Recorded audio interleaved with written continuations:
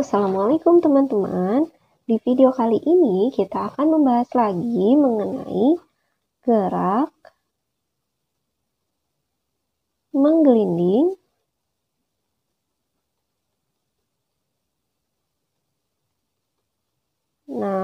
part kedua. Tunggu. Sebelum kita mulai, terima kasih ya yang sudah subscribe dan dukung channel ini. Buat yang belum, yuk tekan tombol subscribe-nya. Aku hitung sampai 3 ya. 1, 2, 3.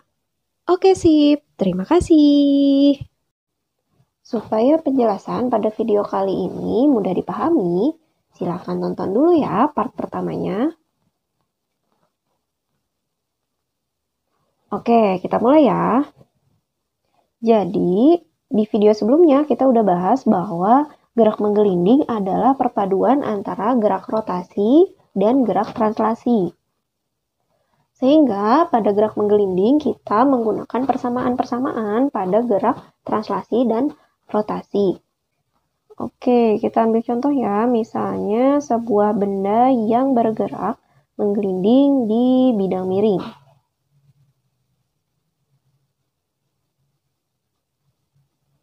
Kita ambil 2 contoh ya. Misalnya ada 2 buah bidang miring dengan sudut kemiringan theta.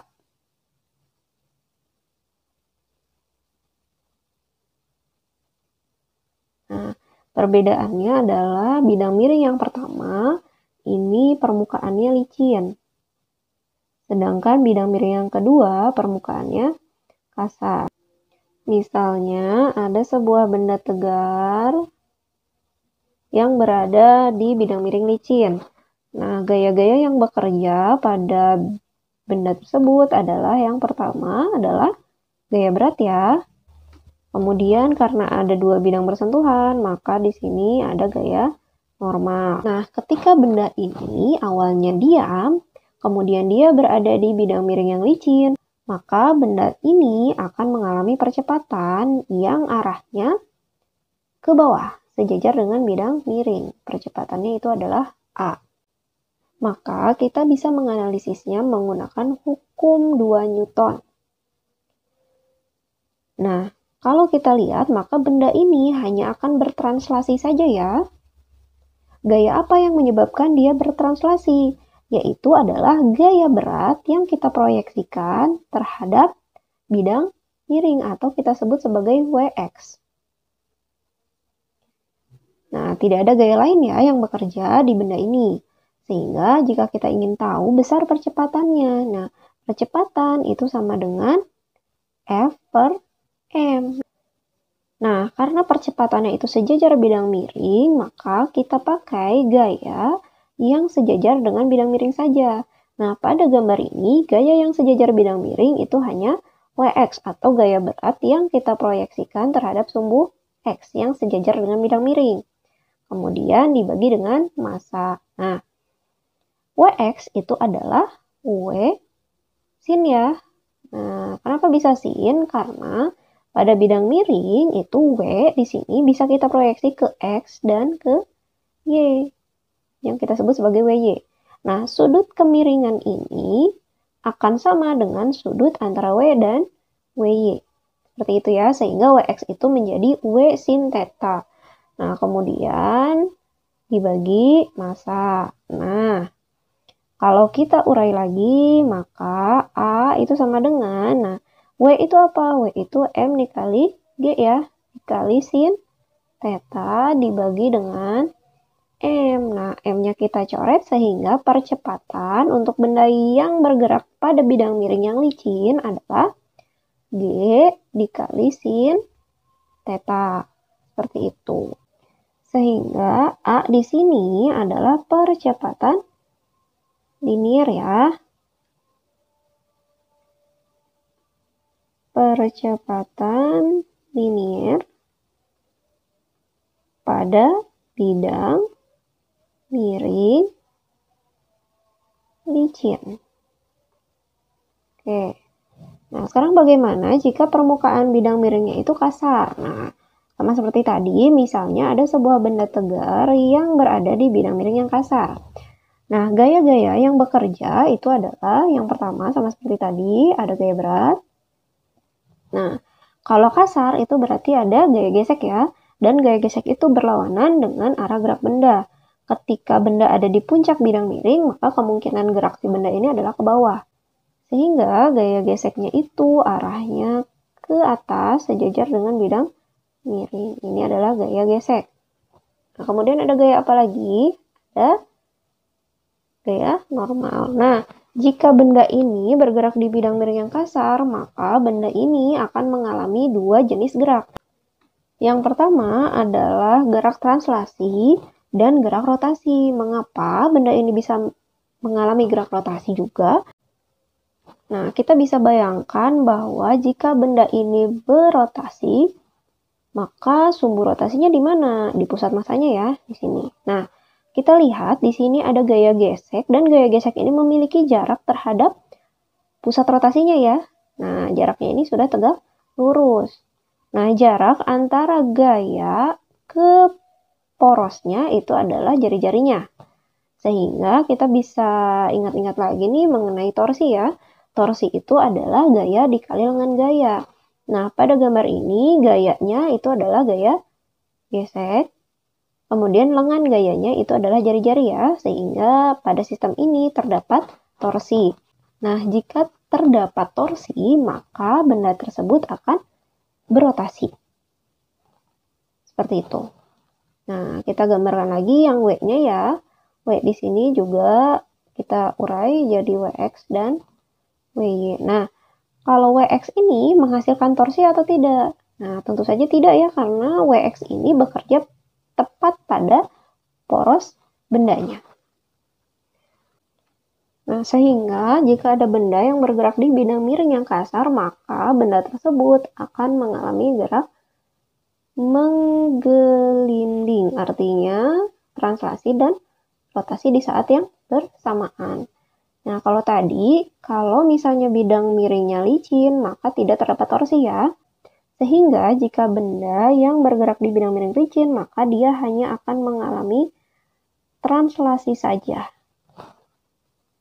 Oke, seperti itu ya. Nah, sehingga kita coba uraikan.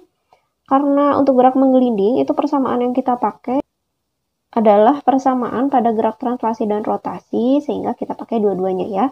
Misalnya kita pakai dulu, pertama persamaan yang rotasi dulu. Oke, kita pakai dua-duanya ya, yang rotasi. Nah, persamaan pada gerak rotasi itu adalah torsi sama dengan I dikali alfa. Seperti itu. Nah, torsi itu adalah gaya dikali dengan gaya. Nah, pada contoh ini, gayanya adalah gaya gesek. Oke, torsi itu tadi apa? Gaya dikali dengan gaya. Sehingga gayanya itu F gesek, lengan gayanya apa tadi?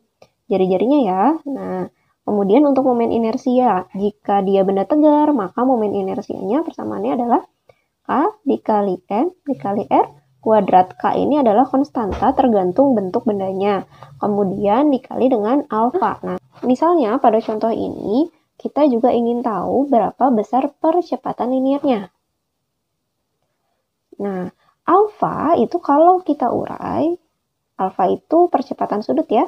Percepatan sudut itu adalah A per R. Jadi percepatan linear dibagi dengan jari-jarinya. Oke, maka kita masukkan ke persamaan ini, alfanya kita ganti menjadi A per R. Nah, R-nya bisa kita coret ya. Sehingga gaya gesek itu sama dengan K, M, A. Nah, jika kita ingin tahu nilai A, maka kita harus tahu dulu persamaan untuk gaya gesek.